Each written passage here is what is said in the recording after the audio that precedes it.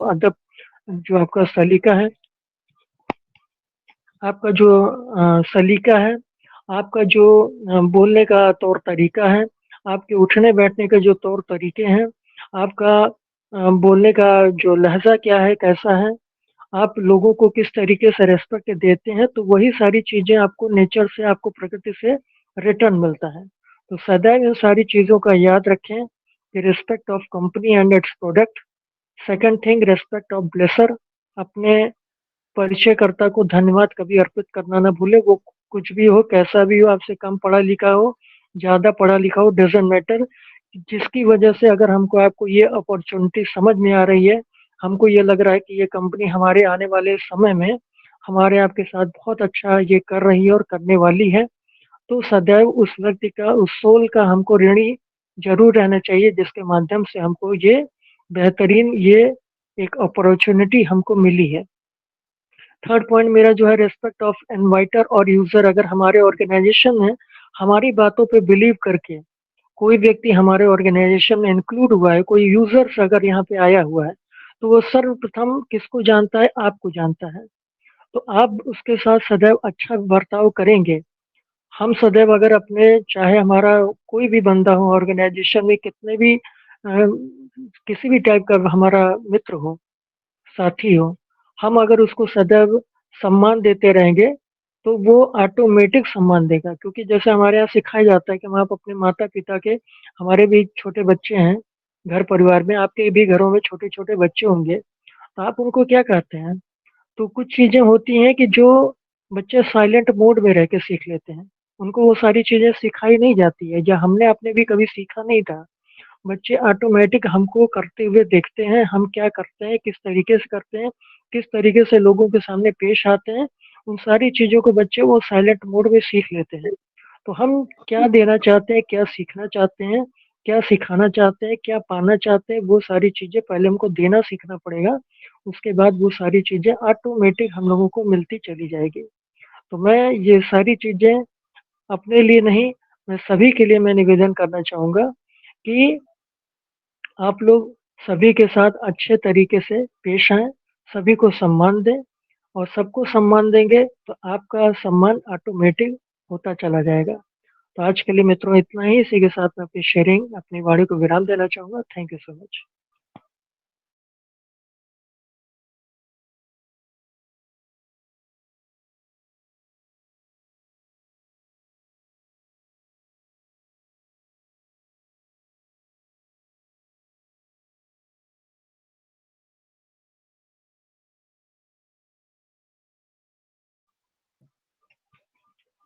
धन्यवाद next Avinash sir, हमारे बहुत बीच बहुत धन्यवाद। जी, जी, जी। धन्यवाद। मैं आप ही को बुलाने जा रहा था। Thank you. जी सर, जी सर। साथियों नमस्कार, मैं भोलानाथ वर्मा, जिला अमेठी, यूपी, इंडिया से अनपर्सीव दी बिगेस्ट फैमिली के मंच पे मैं अपने मेंटर नजमा जी और हमारे सेकंड होस्ट अविनाश सर और को होस्ट हमारे सादीलाल सर, राम लखन सर और भी जितने हमारे मित्रगण इस मंच पे मौजूद हैं, मैं सबका तहे दिल से, दिल की गहराइयों से हार्दिक वंदन एवं अभिनंदन करता हूं। साथियों, जैसा कि आज का टॉपिक है रिस्पेक्ट, और अभी अभी हमारे अविनाश सर ने बहुत ही अच्छी तरीके से इसकी व्याख्या की है। साथियों, हमको अगर सम्मान पाना है तो सम्मान हमको देना पड़ेगा, क्योंकि यह एक ऐसा है कि जो हम देंगे, प्रकृति का नियम है कि जो हम दूसरों को देंगे वही हमको वापस प्रकृति वापस देती है। तो साथियों, सबसे पहले तो हमको अपने माता पिता का सम्मान करना चाहिए, और जिस गुरु ने हमको इस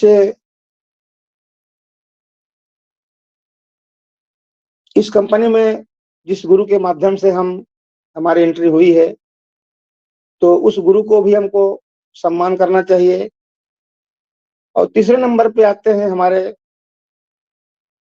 सीईओ सर, हमको अपने सीईओ का भी सम्मान करना चाहिए। और इसके बाद हमारे माध्यम से जो भी कस्टमर या यूजर आए हैं, हमको इनका भी आदर सम्मान करना चाहिए, क्योंकि जो हम देंगे वही हमको मिलेगा। साथियों, हम भारत देश के निवासी हैं और ये हमारी संस्कृति में ही लिखा है, ये हमारी सभ्यता है कि हमको बड़ों का आदर करना चाहिए हमेशा, और ये हमारा परम कर्तव्य भी है। और इसी से हमारी पहचान होती है। साथियों, और मैं ज्यादा ना बोलते हुए मैं अपनी वाणी को ही विराम देता हूँ, और मैं आगे बुलाना चाहूंगा हमारे बीच राम लखन सर हैं। तो Ram Lakhan sir, you are most welcome. आए और अपने विचार प्रस्तुत करें। Mister Ram Lakhan sir, you are most welcome. Hello sir, नमस्कार। इनवाइट करने के लिए बहुत बहुत धन्यवाद सर। जी सर, जी सर, कंटिन्यू। मैं राम लखन सरोज, सुल्तानपुर, उत्तर प्रदेश, इंडिया से फाउंडिंग मेंबर। इस प्यारे से मंच पर हम passive the biggest family of the world के डेडिकेटर्स इस मंच पर अपने सभी होस्ट, हमारी होस्ट रिस्पेक्टेड हमारी नजमा राजपूत जी, सेकेंड होस्ट हमारे अविनाश पांडे सर, और को होस्ट हमारे भोलानाथ वर्मा जी, और प्रेमलाल जी, सादी लाल जी, मनीर अहमद जी, सुनील कुमार जी, और हमारे सामने एक नया नाम है मिस्टर टी निवासन सर। इन सब को होस्ट को और इसके अतिरिक्त हमारे सारे जितने पार्टिसिपेंट्स हैं, मैं उनको हार्दिक वंदन, अभिनंदन और नमस्कार के साथ उनका स्वागत करता हूं, और आगे अपनी जो कुछ हमारे विचार हैं उनको मैं व्यक्त करने की कोशिश करता हूं। सर, हम लोगों को ये समझ में था कि नारी सम्मान या सम्मान जो भी है, हमको सुबह बताया गया था एक व्हाट्सएप के माध्यम से कि आज का टॉपिक जो होगा उसको हम लोग नारी का सम्मान के रूप में अपनी मेंटर और हमारी होस्ट नजमा मैम से जो है आग्रह करेंगे कि वो इस चैप्टर को, आज के इस टॉपिक पर नारी का सम्मान का मतलब टॉपिक दें। लेकिन शाम को काफ़ी देर को हमने लिंक देखा तो उस पर रिस्पेक्ट टॉपिक था, तो हमको लगा कि बहुत बड़ी, मतलब हमारी मैम जो है बहुत बड़ी बुद्धिजीवी हैं और वो बहुत विचारक हैं। सम्मान बहुत जो है बहुत व्याख्यात्मक शब्द हो गया, बहुत जो है बड़ा शब्द हो गया। नारी का सम्मान तो हमारे लिए सर्वोपरि है ही, या पुरुष का सम्मान तो सर्वोपरि है ही, लेकिन ये सर्व सम्मान है। तो सम्मान शब्द जो है वो बहुत ही अच्छा लगा हमको, और मैं इस पर यही बोलना चाहूँगा कि अभी हमने सुना हमारे सीनियर मिस्टर अविनाश सर ने बहुत अच्छी तरह से सम्मान की परिभाषा करी, और उसको ऑन पैसिव से हमारे दोस्तों मित्रों से पहले उसको जोड़ा। सम्मान तो ऐसे सार्वभौमिक है, लेकिन सही बात है कि जिस मंच पर हम बैठे हैं, जिस कार्य के लिए हम बैठे हैं, पहले हम उसका सम्मान करें, पहले वहाँ सर झुकाएं, पहले उसका सम्मान प्राप्त करें या उसको सम्मान दें।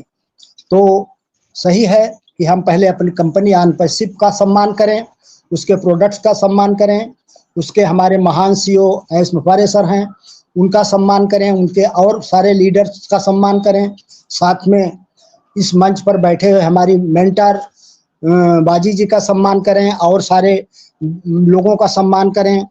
साथ में जो है हमको जिसने हमारा जो ब्लेसर्स है मैं उसको सम्मान दूं, हमारा इन्वर्टर्स है उसको सम्मान दूं। इस तरह की बातें जो अविनाश सर ने हमको बताई वो बहुत काबिल तारीफ है। उसके साथ साथ ये सम्मान शब्द जो है ये सार्वभौमिक है।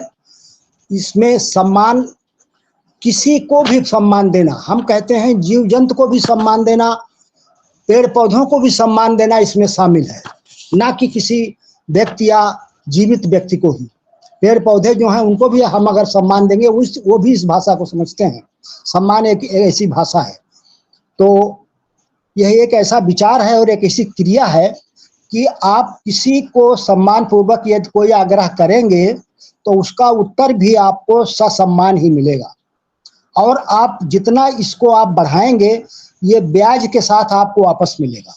अगर आप एक को सम्मान देंगे, आप हमेशा सम्मान देते रहेंगे तो आपको डबल होके आपको सम्मान मिलता रहेगा। और उसके विपरीत अगर आप किसी की बदसलूकी करेंगे तो वैसे बदसलूकी का उत्तर भी आपको बदसलूकी में मिलेगा। तो ये है एक ऐसा ये जो है विचार है सम्मान, ये एक सी क्रिया है। बड़े होते हुए हमारे जीवन में महत्वपूर्ण लोगों द्वारा सम्मान पाना हमें सिखाता है कि हमें दूसरों के प्रति सम्मानजनक कैसे होना चाहिए। सम्मान का मतलब है कि आप किसी को वैसे ही स्वीकार करते हैं जैसे वो है, भले ही वो आपसे अलग हो या आप उससे सहमत ना हो। आपके रिश्तों में सम्मान विश्वास सुरक्षा और भलाई की भावना पैदा करता है। आपके रिश्तों में सम्मान विश्वास सुरक्षा और भलाई की भावना भी पैदा करता है। कहा जाता है कि संसार में जितने अधिक लोगों को आप सम्मान नहीं देते हो उतनी ही कम आपकी संपन्नता है। मतलब आप विपन्न हो।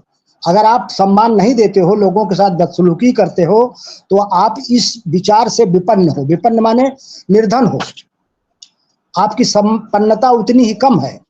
अर्थात सम्मान आपकी संपन्नता और आपकी विपन्नता को भी परिभाषित करता है। अधिक से अधिक या प्रत्येक व्यक्ति या सबको सम्मान देना या करना आपके जीवन मूल्य को बढ़ाता है। आपके जीवन मूल्य, आपकी लाइफ क्वालिटी को भी बढ़ाता है। जितना आप लोगों को सम्मान देंगे उतना ही आपको मोल बढ़ेगा। जितना ही आप लोगों को सम्मान देंगे उतना ही आपका मोल बढ़ेगा। मोल माने वैल्यू। उसको हम परम ज्ञानी कहेंगे जो सबका सम्मान करता है। देख लीजिए, हम उसको परम ज्ञानी कहेंगे जो सबका सम्मान करता है। इसलिए हम ये भी कह सकते हैं कि सम्मान देना उन्नत चेतना का गुण है। अर्थात quality of high consciousness of the आपके आप मालिक हैं। सम्मान करने के गुण की पेशेवर व्यक्तिगत स्तर पर व्यावसायिक स्तर पर भी प्रशंसा की जाती है। जैसे कि व्यावसायिक स्तर पर हमने प्रत्यक्ष में हमारे साथ प्रैक्टिकल है कि मेरी आदत है कि मैं किसी भी दुकान शॉप के काउंटर पर खड़ा हुआ, वहाँ जो साहब बैठे हुए हैं, अगर मेरी आदत है, चाहे वहाँ पर नौजवान बैठा हो, बच्चा बैठा हो या बूढ़ा बैठा हो, अधेड़ बैठा हो, कोई बैठा हो, एज से हमको कुछ नहीं लेना। अगर वो काउंटर बैठा है, मेरी आदत है, हैबिट है कि पहले मैं दुकान में घुसता हूँ तो पहले हाथ जोड़कर उसको नमस्कार करता हूँ। नमस्कार सर, नमस्कार भैया, जो भी हमारे मुंह से निकलता है हम कहते हैं नमस्कार। तो वो सम्मान है। मैं उसको नमस्कार बोला, वो उसका सम्मान है। और उसी तरह से हमको वापस मिलता है। वो सारा कार्य छोड़ करके हमारी तरफ मुखातिब हो जाता है, हमारी तरफ देखता है, हमारे भाव को देखता है और अपना मूक भाषा में ही सही वो व्यक्त करता है कि आपको क्या सेवा मैं करूं। और आपकी अगर कोई सेवा उसको बताते हैं, हमको फला चीज चाहिए, तो आपका काम सबसे पहले होता है। या वो हाथ लगा देता है अपने सहायक को कि भाई ये सामान ला के दो जल्दी से। तो ये सम्मान किसी को देना या लेना जो है बहुत बड़ी विधा है और बहुत बड़ी बात है। ये केवल ना स्त्रियों के लिए, पुरुष को स्त्रियों के लिए, स्त्रियों को पुरुष के लिए की बात नहीं है। ये तो है ही, उस पर भी मैं थोड़ा सा आगे बोलूंगा। लेकिन ये सम्मान इसलिए हम ये भी कह सकते हैं कि सम्मान देना उतना उन्नत चेतना का गुण है। अर्थात क्वालिटी ऑफ हाई कॉन्शियसनेस का कि आप मालिक हैं। इसी को मैंने समझाने की कोशिश की। सम्मान करने के गुण पेशेवर व्यक्तिगत स्तर पर बहुत ही प्रशंसा की जाती है। ये भी हमने अपना प्रैक्टिकल देख चुका हूं मैं। सम्मान देकर यदि आप किसी के व्यवहार करते हो तो जिस कार्य के लिए आप उससे अपेक्षा कर रहे हो वो तो जरूर होगा ही, लेकिन आपके सम्मान के साथ होगा। तो ये सम्मान की जो है ताकत है, और सम्मान करना हमारा परम गुण होना चाहिए। सम्मान करने से आपका जो है आपका पर्सनालिटी डेवलपमेंट होगा, आपका व्यक्तित्व में निखार आएगा और आप सबके प्रिय बन जाओगे, और वो भी सम्मान के साथ। सबके सम्मानजनक आप बन जाओगे, आपको भी लोग सम्मान करेंगे और आप तो सबके प्रिय बन जाओगे। इसके साथ ही मैं नारी को सम्मान के लिए भी कुछ बातें बोलना चाहता हूं कि वैसे तो पुरुष और नारी में कोई अंतर नहीं है, दोनों कंधे से कंधा मिलाकर चल रही हैं और चलती हैं। हमारी नारी काफ़ी सशक्त है। हमारे देश में, हमारे इस भारत देश में एम्पावरमेंट ऑफ द वुमेन्स के बहुत सारे NGOs हैं और बहुत सारे कार्यक्रम चलाए जा रहे हैं, जिसमें हमारी महिलाओं को सशक्तिकरण के लिए बहुत उनके साथ योजनाएं जुड़ी हुई हैं। और आज हमारे देश में महिलाएं किसी से कम नहीं हैं।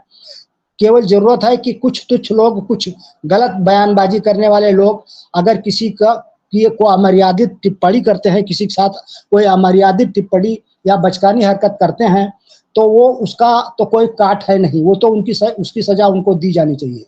उसके अलावा हम एक जो है बुद्धिमान व्यक्ति या पुरुष या स्त्री चाहे जो हो, उसको हर किसी के साथ व्यवहार जो अपना रखना चाहिए वो सम्मान पूर्वक रखना चाहिए।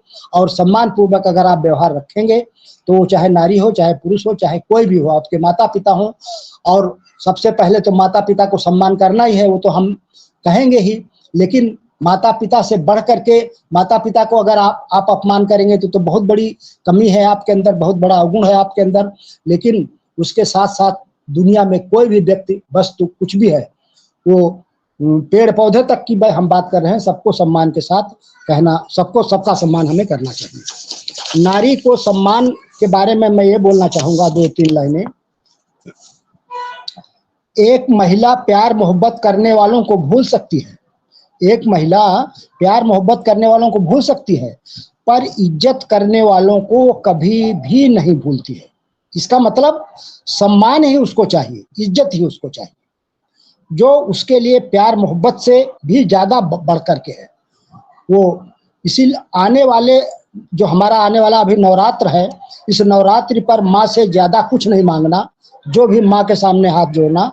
जिस देश में माँ दुर्गा की पूजा होती है, उस देश की माँ और बेटियों की इज्जत सदा सलामत रहे, उन्हें मान सम्मान मिले, यही प्रार्थना करना। जिस पुरुष के राज में स्त्री दुखी है, जिस पुरुष के राज में स्त्री दुखी है, उस पुरुष के घर में कभी खुशी आ ही नहीं सकती। जो स्त्री को नहीं समझ सकता है, वो वेद और उपनिषद पुराण को भी नहीं समझ सकता है। ईश्वर का सबसे सुंदर शास्त्र नारी है। ईश्वर का सबसे सुंदर शास्त्र नारी है। जो उसे पढ़ लिया, समझ लिया, फिर उसे किसी शास्त्र की जरूरत नहीं है, क्योंकि नारी प्रेम भावना से भरी हुई एक देवी है। और अंत में मैं बोलना चाहूंगा कि प्रकृति के बाद ईश्वर ने इस दुनिया में अपने सबसे शानदार हस्ताक्षर स्त्री के रूप में किया है। प्रकृति के बाद, प्रकृति माने जो नेचर को ईश्वर ने बनाया है, तो इस दुनिया में उसने अपने सबसे शानदार हस्ताक्षर, सिग्नेचर स्त्री के रूप में किया है। शायद इसी कारण प्रकृति, शक्ति, ममता, माया, क्षमा, तपस्या, आराधना, ये 7 गुण स्त्री में पाए जाते हैं। इसी की स्वामिनी होती है एक स्त्री, एक महिला। ये शब्द और ये सारे शब्द स्त्रीलिंग के हैं। तो इससे बड़ा सम्मान हमको एक नारी के लिए कुछ नहीं हो सकता कि हम उसको इस रूप में स्वीकार करें और उसको हमेशा सम्मान देते रहें। इन्हीं शब्दों के साथ मैं अपनी वाणी को विराम देना चाहूँगा, और हमारे बहुत सारे पार्टिसिपेंट्स हैं, उनको भी मौका मिलना चाहिए। जय हिंद, जय आन पैसिक। हैंड ओवर टू हमारे भोला।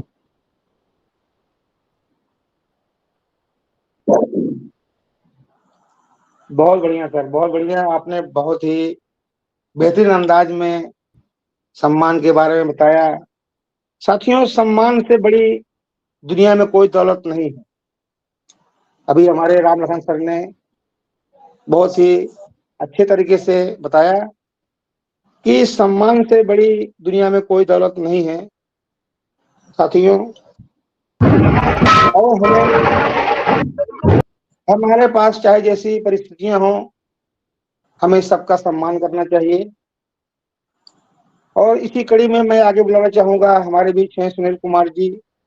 तो Sunil Kumar ji, you are most welcome.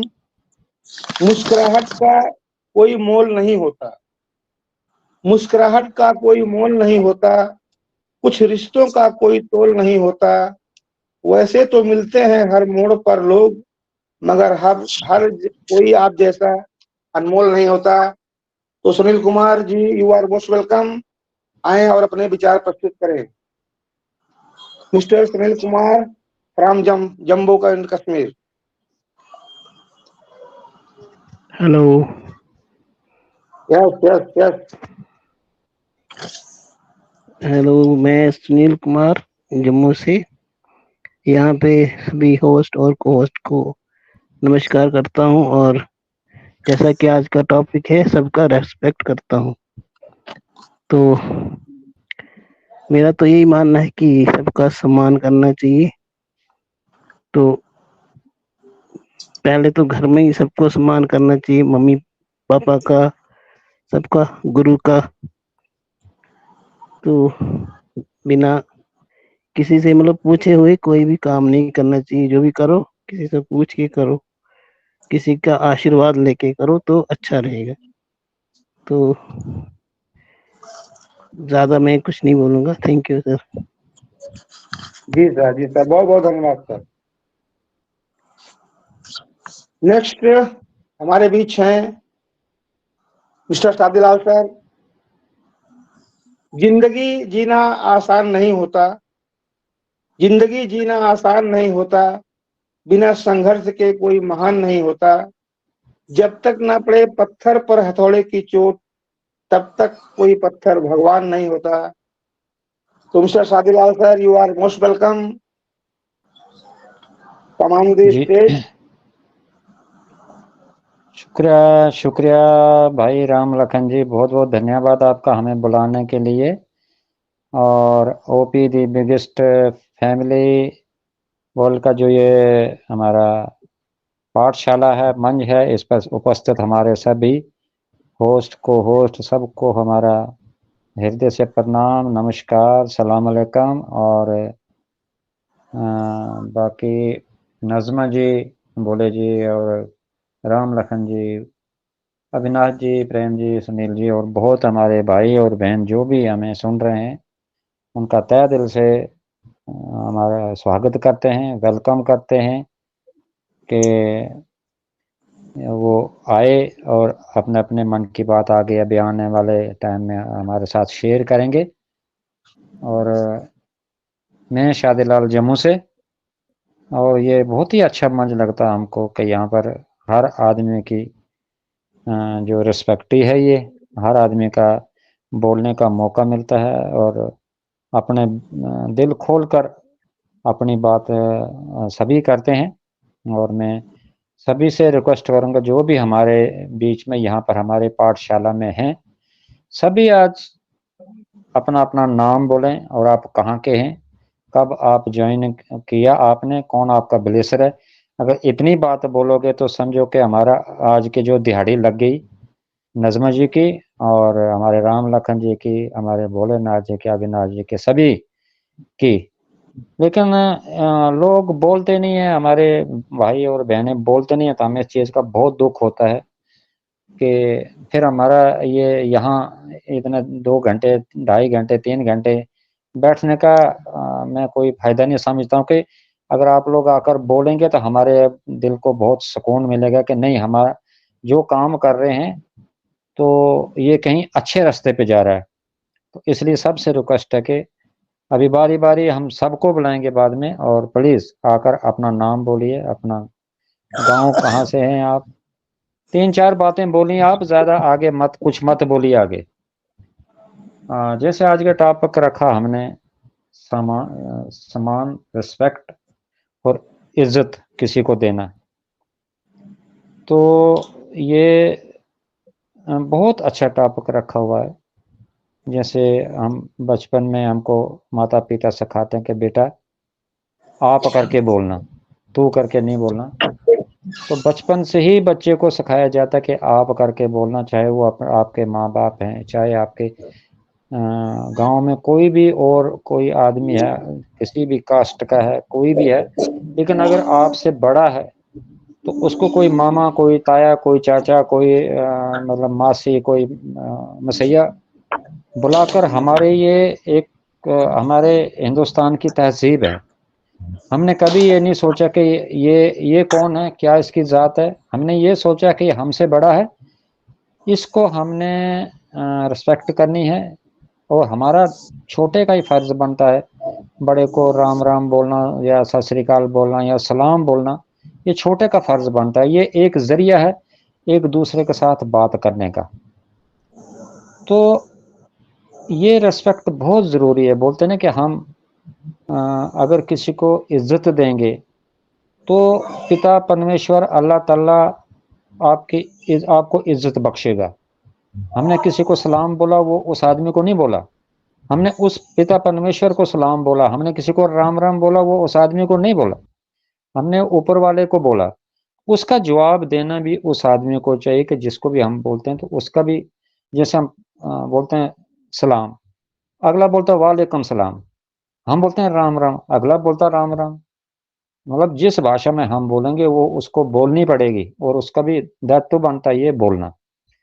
तो रिस्पेक्ट एक बहुत ही अच्छा शब्द है, बहुत ही अच्छा। इसके बीच में हमारा हमारा तुलना की जाती है कि ये बंदा, ये आदमी जो है कैसे खानदान से ताल्लुक़ रखता है, किस घराना, कैसा घराना इसका।